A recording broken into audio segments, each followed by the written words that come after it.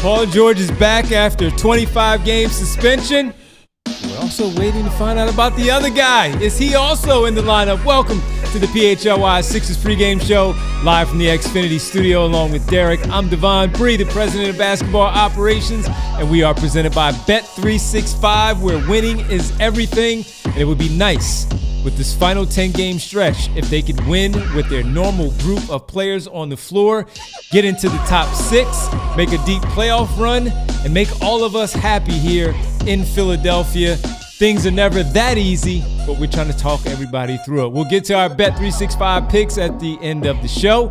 We'll give you the starters as well. Maybe we'll do that a little bit sooner depending on who's in and who's out. And we'll also just simply talk about everything here on the show tonight about this upcoming basketball game. VJ Edgecombe's role with Paul George coming back and Paul George coming back. How about the other guy, Derek? Is he back? My kind of team, Charlie. It's my kind of team. That means he's back. Joel is back in the lineup with Paul George. Nice. No, I mean, this is like after watching, and look, it wasn't complete slot because VJ had those last 3 games where he was incredible. But after watching slot basketball for a solid month and a half, getting 2 of your 3 stars back on the court at the same time, oh, I'm in heaven. This is great. And that, because we looked at the injury report a little bit earlier, and as early as 6:15, not checking the 6:30, but the other guys are back. Quentin Grimes was available to play tonight, so he's also back in the lineup. So that just simply sounds like it's going to be a possibly Edgecombe, Grimes, George, Embiid, and either Justin Edwards or Dominic Barlow out there on the floor tonight. So we'll get the starters for you here shortly, but no, this is big. 10 games left, 39-33 on the season the 76ers are. And they really need to just, as we talked about stacking the wins at the beginning, they need to stack wins now in these final 10 games. They have 10 games where we look at a 39-33 record, Derek. And honestly, they're better than a 500 team, but they've hovered around there at some points during the season with what they've been able to do. With this final 10 games, this is really, you just need to hover around 500, maybe go 1 above and get you 6 more wins to get about 45, hopefully, because of where you are in the standings with everyone else. But it's huge to be able to get these players back right now, starting with the team where you should beat the Chicago Bulls tonight. You know, it's pretty wild, right? Because after they came out of the break, after they came out of the All-Star break, what was our prediction? 44 wins, right? If they go 5-5, they have 44 wins. They went 13-12 in the 25 games that Paul George was suspended. Of those 25 games, Joel Embiid missed 19 out of 25 games. Yeah. Tyrese Maxey and Kelly Oubre each missed 9. And if you would have told me that they had those many absences, I would have been like, well, the season's screwed. Like, you're screwed. There's no way you're going to end up with 44 wins. And even in spite of that, they're going to end up with as many wins as we projected when we thought everyone was healthy. Because remember, at the All-Star break, we didn't know Joel Embiid was going to get an oblique injury. What was the other one he had right before then? He had another injury right before that. I don't even remember what it is. That was the shin injury. Yeah, he had the shin injury right after that as well. He's had 2 injuries from that point. Maxey's had an injury. Kelly's had an injury.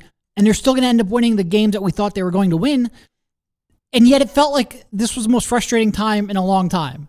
And it has sort of amazed me that they've been able to tread water. They're in a pretty good spot. We've said it time and time again. They're a game behind Atlanta for the 6th spot, a game and a half behind Toronto for the 5 spot. They have a real chance of avoiding the play-in tournament and of avoiding the Boston Celtics. And I think that's not a minor thing as well. If you can get up to 6, look, it's not like the Knicks would be a good matchup, but the Boston Celtics right now feel like a really terrifying matchup just based on play style. But it's really about avoiding that play-in tournament, especially avoiding that having to win 2 games in a row of single elimination, avoiding that 9-10 seeding. And they're truly in a really great spot to do that. And you know, Tyrese Maxey was working out a little bit. If you go to our PHLY_Sixers on Twitter, Kyle posted a video to there. So hopefully we get some good news on him in the next week or so. He's still the injury that I worry about the most just because we saw how much he struggled to play through it last year. But assuming Tyrese can come back, and again, assuming any return from an injury with this team is fraught with error and you can get yourself into trouble doing so. But assuming he can come back, they have treaded water better than I thought they would, and by doing so, they're in a pretty good spot going forward. 2 sets of back-to-backs the rest of the way. Yep. Normally we're like, yeah, you're not going to see Joel for any of those back-to-backs. but you might have to at least for one. And that one is for next weekend when they have Minnesota and Detroit both at home. Don't have to get on a plane and any of that stuff. They're home. We'll get there when we get there, but just looking at it right now, that's one where I'm saying, you know what?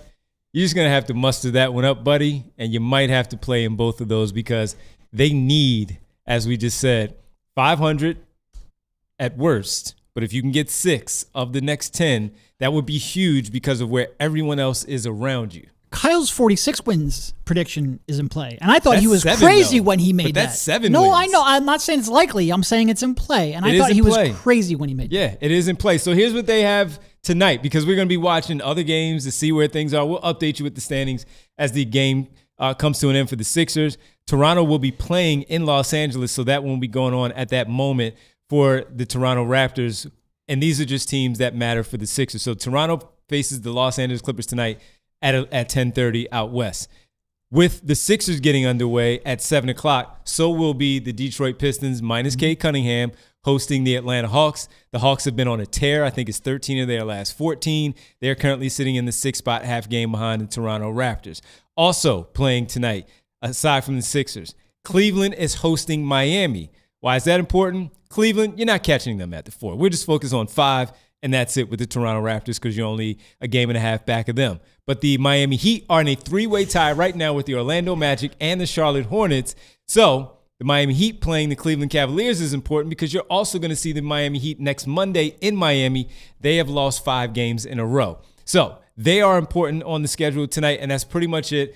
After extending it out till 10:30 tonight when the Los Angeles Clippers host the Toronto Raptors, the Raptors have also, by the way, they won their last game the other night, 5-5 in their last 10. So we're going to be scoreboard watching over the next week, next couple of weeks until the final games of the season. The Sixers play their last game on April 12th. That's everybody else's final game for April 12th in the NBA. That's why it's so big to get these guys back here tonight, Paul George and Joel Embiid. So with Paul George, we talked a ton about him on Tuesday's show about what we should expect. You guys were at practice, listened to him talk. He said his conditioning felt pretty good. Overall, though, he still has to have game conditioning. It's different from simulating that and being on a scout team and all. He needs NBA-level game conditioning. And Chicago can be a little sneaky, as we saw the other night where we were talking about it on Monday, where they beat the Houston Rockets on Monday night in Chicago. That said, let's jump to Joel Embiid right now and what you're looking for from him since we talked so much about Paul George on Tuesday's show. What are you expecting from him coming back from the oblique injury that he was dealing with? He missed 13 games, everybody, and we don't know where he is, aside from the fact that when you were at the game on Monday, Nick Nurse talked about if and when he does come back sooner rather than later, not necessarily a minute restriction for him, just like Paul George. So tonight, where are you? And we'll get to Kyle's hit from the arena after the break. But where are you with what you want to see from Joel Embiid tonight? I have no idea. Okay. Yeah. That's fair. He hasn't played basketball in a month. Yep. And historically, when Joel doesn't play basketball in a month, he doesn't usually come out with his, he doesn't come out in the kind of rhythm he needs to really be the impact player that we know he can be. The jumper tends to be off. He tends to settle a little bit. It seems like he hesitates and pump fakes just a little bit. He is such a rhythm basketball player that even if he comes back in great shape, he tends to need a game or two just to, like I said, get himself back into that rhythm where everything is reactionary. And he might come out better than that.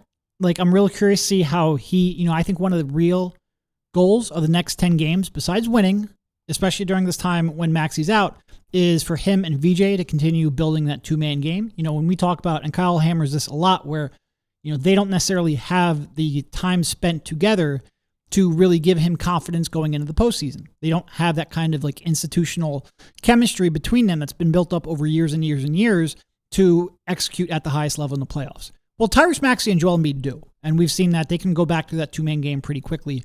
The pairing that I think we really need some effort to build up is that VJ and Joel pairing. So this is a great chance to try to build upon that, especially because VJ has been playing such great basketball.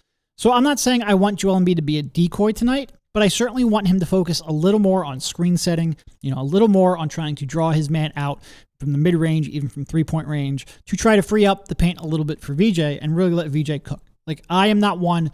There's a lot of people who don't want Joel Embiid, kind of like an offense built around Joel Embiid. I'm not usually of that mindset. I'm usually okay. He's a pretty good basketball player and a pretty good hub of your offense.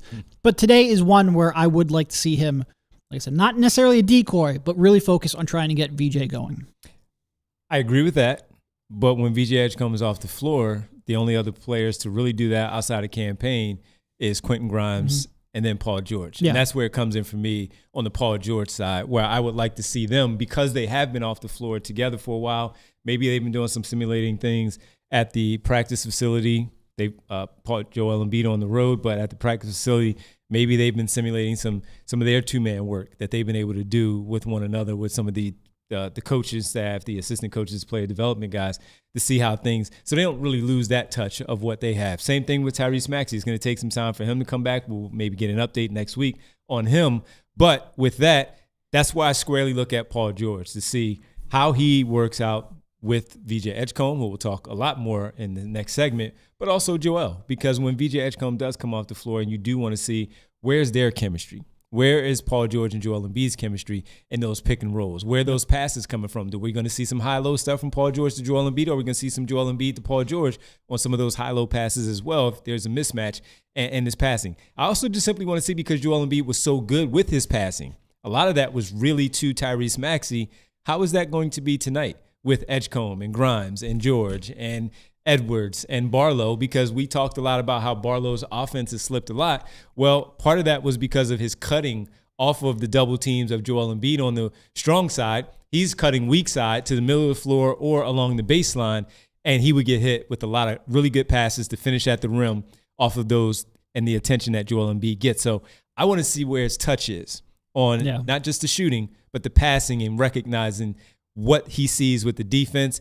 Is it going to be a high turnover game? Because of what he thinks he sees. Usually is. He's a little behind, a second behind on those. And then on the defensive end, just be sound.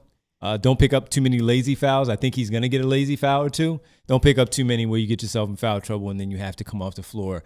And you're already behind things defensively where you don't protect the paint like we expect him to, just coming back from an injury. So while you give up some of these layup drills in the paint to the Chicago Bulls, but also make sure just the rotation is there, right? The communication is sound, where you're conducting things on the back end and letting everybody else know where things are for the 76ers. So that's what I'm curious to see with him. A lot of communication. We know things are going to be a little behind overall with the conditioning, but just be smart about what you're doing out there on the floor and cut down on those turnovers. Yeah. And look, this is a perfect ramp-up game. Put the money in the jar for Joel. Like, this is a Chicago team that finally is embracing the fact that they don't have to win 37 games to have a successful season. Mm-hmm. You know, they have lost, I think, 17 of their last 22 games, including an 11-game losing streak not too long ago. They're not playing good basketball. You should be able to bring Joel in, play him 20 to 25 minutes, get some work in with VJ, ask him to carry the offense a little bit when VJ's out, and just try to get your two key guys here that have been had long layoffs, get them back up to speed without overworking them too much or asking them to do too much. I don't want to see Joel Embiid try to play 35 minutes in this game. I think that's probably where he can start getting sloppy. I think that's probably where he can start taking risks that could get him injured. Like I said, 20-25, handle your business, get a comfortable lead, and then rest the guys. All right, we're going to take our first pause of the show, our only pause of the show. When we come back, we'll check in with Kyle from the arena, get his thoughts on what Nick Nurse had to say, what he has seen from Tyrese Maxey, getting some pregame work in with his right hand, everybody, and also Joel Embiid and Paul George. We'll do all that. Paul George, Joel Embiid back in the lineup tonight against Josh Giddey, Mateus Buzelis, and the Chicago Bulls really as we hang out with you. Pregame, Sixers Bulls, right here on the PHLY Sixers pregame show. You guys ever have one of those busy days where you're running all over the place, you're scrambling, you're like, oh man, I'm hungry, I haven't eaten yet. We have those all the time with our life covering the Sixers. That's where Wawa comes in. Super clutch because they're making your life so easy with $5 deals all day. It starts with the $5 big breakfast meal deal. You get any sizzly, I love the bacon, egg, and cheese on a croissant, a hash brown, and Any coffee, hot or iced, any size. I love a large iced coffee. That's all for $5 from 5 to 11 a.m. And the deals keep coming after that. For $5 all day, you get crispy or roasted chicken sandwiches at Wawa, created your way, starting at $5. They've even got new teriyaki recipes for a limited time. You could start your day strong and then finish it strong because it's real food and real value and built for your busy days. Limited time, exclusions apply. See Wawa.com for details. You guys know it. You got to have a Wawa. And guys, next up, we want to tell you about Xfinity, specifically their 5-year price guarantee. Because what if you could have reliable and intelligent Wi-Fi? And what if you could keep it at the same price for 5 years? That's the Xfinity 5-year price guarantee. Imagine Wi-Fi that makes everything in your home work together, that finds and fixes problems before you even notice them, like super intelligent Wi-Fi with a sixth sense. And that lets you stream the game even when the whole family's online. All your devices working in perfect harmony for 5 whole years. Here's the best part. There's no annual contracts, no hidden fees. You get Xfinity's best equipment included. Take it from me, a lot can change in 5 years. Championships are won, records are broken, dreams grow bigger. But your Wi-Fi, it should stay reliable, and the price should stay put. Lock in your price and unlock possibilities with Xfinity. Learn more at Xfinity.com. Xfinity, imagine that. Select plans only. Restrictions apply. Welcome back here on the PHLY Sixers pregame show. Sixers Bulls, Embiid, George back in the lineup. Also, Quentin Grimes. Don't want to gloss over that. Get another extra healthy body in the lineup that can score the basketball. Hit the like button, everybody. We appreciate all of you hanging out with us. Like and subscribe to the show. Leave a comment as always. And certainly let us know how you feel about the fellas back in the lineup tonight. Let's go down to the arena. We'll get to Mr. Sandman Super Chat after our check-in with Kyle from the arena at the Xfinity Mobile Arena, joining us on the Xfinity Mobile call-in line. Paul George isn't just back. He's going to play as many minutes as possible versus the Chicago Bulls. That's the word from Nick Nurse on Wednesday night. Paul has been suspended for 25 games leading into this. Nick Nurse can't wait to see what he calls the captain of their defense back on the floor. He really brings a more solidifying approach to our defense, right? He's kind of like a little, captain back there. They just think things get more solid with him in there. So that, I think he can do that immediately. And then, we want his points. We want his buckets too, as much as we can, get him the ball and find him some rhythm and especially, create some spacing and good decisions on offense. Nurse would not commit to how many games George is expected to play of the final 10. His expectation, or at least his hope, is that he can play in all 10. Another important pregame update, Kelly Oubre back doing on-court activities as of today. He was a participant in Sixers shoot-around. There will be no formal timetable from this point on, which says to me we could probably expect Kelly Oubre back on the floor soon. Last piece of business, VJ Edgecombe has been the #1 option, the face of the franchise with all these guys out. Nick Nurse doesn't want to see a whole lot change for VJ as Paul comes back and potentially Joel Embiid in the mix. He wants VJ to keep playing with the same mentality and not worry so much about hierarchy. I hope he stays more aggressive than not, right? I don't how many shots did he take last game, Gina? Do you know? 25, 28. Finally got up there to where we like him, right? That's but we don't. Maybe there's not that many available for him with these guys out there, but we need him to stay pretty aggressive, right? And I just think he's got the ability. He's been given kind of an opportunity to show some of that stuff, and he needs to continue to do some of that stuff. That's of course Kyle Neubeck and a little cameo from Nick Nurse a few times there, live from the Xfinity Mobile Arena on the Xfinity Mobile call-in line. First thing that stood out to me is Paul George, of course, tonight with the minute restriction, none. So can't wait to see how that plays out. And also, as we just talked about in the first segment, need him to play as many of these 10 games as is possible. And he said he hoped to be able to do something like that. Yeah. No, and I mean, you certainly want Paul out there. I might not want to play him as many minutes as possible tonight just because I'm hoping you should be able to take care of business without needing him to play 35 to 40 minutes. I'm not too worried. I'm not as worried about Paul's minutes tonight as I am. A nice run the other night. They did.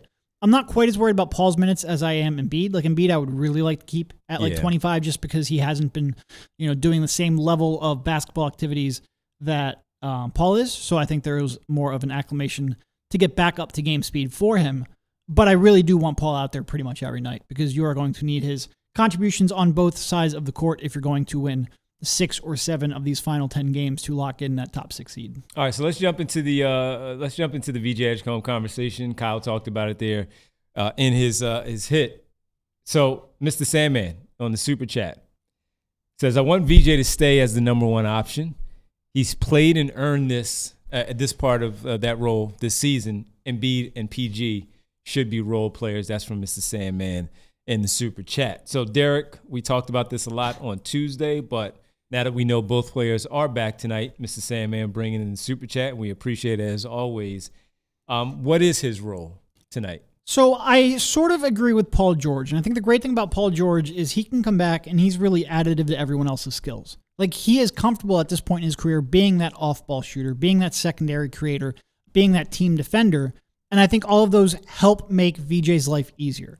That obviously that off-ball shooting and floor spacing, but really that secondary creation. If VJ gets doubled, he can kick it to Paul and know that Paul's going to reliably be able to attack 4-on-3, make good decisions with the ball, and act as a secondary ball handler. That I'm cool with. Mm-hmm. VJ's not being Joel Embiid's not being a number 2 option of VJ Edgecombe. No, that's just not going to happen. No. And look, as much as the last 3 games have been tremendous, like truly, truly tremendous. We're talking about 31.7 points, 8.7 rebounds, 6.3 assists. And the key with that 6.3 assists, only 1.3 turnovers per night over the last 3 games, shooting 42.3% from the field. That's great. Unfortunately, the last 19 games before that, VJ was shooting 41% from the field and 28% from three-point range. Those games count too. It's great that VJ has shown the aggressiveness that he needs to. It's great that he has had the success that he needs to over those last 3 games. But let's not fool ourselves into thinking he is a reliable, consistent number 1 option at this stage of his career. He's not. He's just not. And that's nothing against him. Most rookies outside of Khan are not. But asking a rookie to be your number 1 option down the stretch when you're trying to make the playoffs proper and trying to make a playoff run, it's just too much. He's not advanced enough in his career to do that. So, and that's absolutely nothing against VJ. That's just every time we see like a glimpse of what a player can be early in his career, we set that expectation for them to be that now. And it's just unrealistic, I think. And look, things might be a little bit easier just simply because of those guys being back in the lineup for him, where he still may get you 25 tonight against this Bulls defense. He might get you 30. Yeah. Because he's playing where there's attention now elsewhere on Embiid, on George, on Grimes, when he's also out there on the floor. So he can still get those numbers where everybody can shine, everybody can eat in this offense where nobody really has to take a step back to anybody. There's enough minutes out there where the ball can just simply pop. Find the open man. Find the right matchup. Hunt those matchups, and you will get what you're supposed to get. Joel Embiid is going to get to the free throw line. I don't know if it's going to be 14 times like we're accustomed to seeing him, but he probably get there about 8 to 10 times tonight, and that'll slow things down. He might get some players in foul trouble, some weaker defenders there where they have to go into a different look. Maybe they will throw some zone out there, of course, against the Sixers because that's what teams do.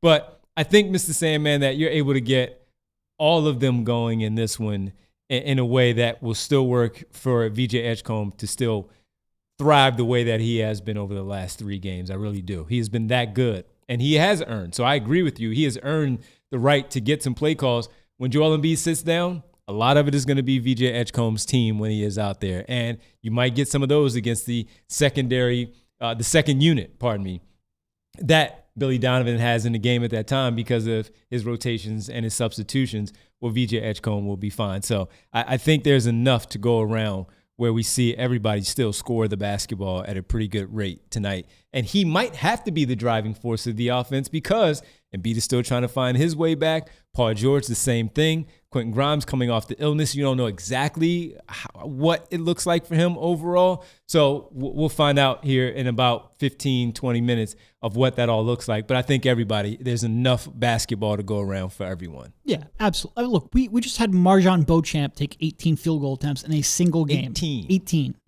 Yeah. Yeah. Andre Drummond got off 3 threes. You'll be fine. We don't need that. Yeah. Joel will get 3 threes off too, right. Get some free throws while at it. Before we get to the starters, we do want to, while we have everybody in here, and we thank you as always, we do want to tell you, because sometimes it's not just the live shows, it's some of the video and the audio that we may put together as some other things on the PHLY YouTube channel. We had a conversation with the Sweet 16 getting underway on Thursday, tomorrow.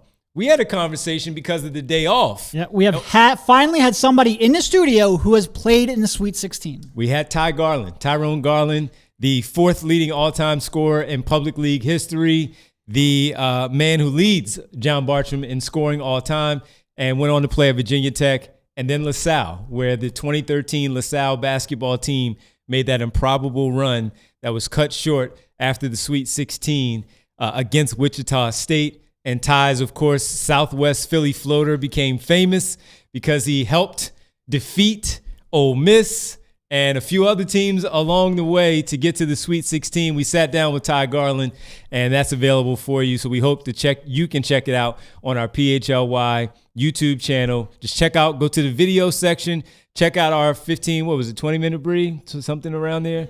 About 20-minute a video with Ty Garland where he sat down and talked about reminiscing on that, how he wants a lot of local talent to stay local. Mm-hmm. Don't leave like he did and went to Virginia Tech. But he explained it all and discussing it. So if you remember that run and it's ingrained in your mind, go check it out for us. Ty Garland, a local legend, of course, sat down with us to have a conversation about NCAA basketball, high school basketball, his playing overseas, and what he's doing right now and giving back to some of the younger talent in AAU. We really did need to get him on the Papa Shot board, though. If he comes back, he has to play. So a he game took of some Papa shots Shot. while you guys. No, he needs a full game. But he needs a full game. Just because I want to get out. Because look, I'm going to be honest. I don't care how good you are at basketball. If it's your first time on those rims, I don't think you're beating my score. I want to be above him on that board. That's all I want. That's all Absolutely. All right. Starters for tonight. Let's take a look at who the Sixers are running out there with everybody back. VJ Edgecombe, Quentin Grimes, and Dominic Barlow as usual. So is Joel Embiid and Paul George. That's your starting 5. This looks like a basketball team Sixers. again. You got man. a basketball Oof. team, baby. 10 games remaining. 6 games over 500. Got some tough ones there. Some tough ones on the schedule, but 5-5 at worst to get to the 44 that we predicted. You can maybe win a little bit more to get to the number that Kyle predicted with the 46. The Chicago Bulls are running out. Josh Giddey, Trey Jones, Booz Ellis. Look at that. Getting Nick Richards and Jalen Smith starting in the front court for the Chicago Bulls. It's funny. They got like nobody below 6'6" and nobody above 6'7". I know. Like there's just a. I know, except for Nick Richards, who's what, 6'9", 6'10"? Yeah. No, he's 6'10". Jalen Smith is 6'9". So that's your starting lineup for the Chicago Bulls. Should be a good game. Josh Giddey is a walking triple-double. All right, so he can do that. Booz Ellis' three-point shooting has improved. Yeah. And Trey Jones, all he does is give you 15 and about 8 assists. Yep. So you're going to have to defend these guys. Jalen Smith will knock down 2 threes. Nick Richards is capable of a double-digit rebounding night. Got to be careful with these teams. Is Colin Sexton available tonight? I don't know. I have to double-check, but we'll get to the injury report somewhere. You got it? He's Colin not Sexton on the report. All right, so Colin Sexton, he can drop 30 on you off the bench. So you got to be careful. All right, let's get to our Bet365 pregame picks presented by Bet365, where winning is everything with Bet365. What do we have here? Bree, what's my schedule? what's my record? 1-2?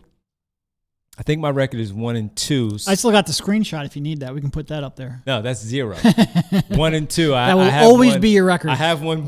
I still think I'm a 0 though, because I went. So you better be careful, buddy. Well, I'm never picking again, so you'll never see that. But it was a Utah game. I went VJ over on the points, Ace under on the points, and the Sixers winning the money because I had to stick to the bit. I wanted to, opposite. I think VJ actually ended up getting the over. He had over? a good fourth quarter. But I think Ace definitely went over. Ace definitely went over. All right, so here are our picks tonight. Bree has for Paul George, right back out of the chute, over 20-plus points for Paul George. So that's a number at plus 150. My same game parlay, Sixers win the first quarter money line because I do this all season long. I wanted to switch it up a little bit, give you some different things. First quarter money line for the Sixers and Buzelis, because I've been watching a lot of basketball. He has improved his three-point shooting. That's my same game parlay. And I think mine was, let me just double check. What the plus number was, 155, plus 155 for mine, plus 150 for Bree. So if you want to combine those, maybe you want to add something to it for yourself, you get 4 different 25% same game parlay profit boost at Bet365 right now. Take advantage of it before all of these games tip off. It's a heavy schedule tonight, everybody. Plenty of opportunity to use those 4 25% profit boosts at Bet365, where winning is everything. All you have to do is make sure you download the app, use code PHLY365 when you sign up. And when you do, new customers, win or lose, you get $365 in bonus bets at Bet365, where winning is everything. Must be 21 plus, physically located in Pennsylvania. If you or someone you know has a gambling problem, call 1-800-GAMBLER. I just want to point out, Devon does not have that script up on his computer. He's got that down pat. Been reading it for a while. So I have that one ingrained in the membrane, as once said from Cypress Hill, the great Cypress Hill. I don't think that's how that started. I don't think I was ingrained in the membrane. Insane. Yeah, I think in the membrane. Did you see the documentary? It's pretty cool. No, I didn't see that. Yeah, it's a pretty good documentary. All right, that'll do it for us here on the show. We got a real basketball team, the field, against the Chicago Bulls. Will they get win number 40 on the season and avoid being swept by the Chicago Bulls? You can't get swept by both the Bulls and the Hawks. You can't do that. 10 minutes after the game goes final, come back here. Talk about Joel Embiid, Paul George, VJ Edgecombe, and so much more as the Sixers host the Chicago Bulls. For Bree, Kyle, Derek, I'm Devon. We'll see you after the game right here on the PHLY Sixers post-game show. Enjoy. We all silly like the mayor.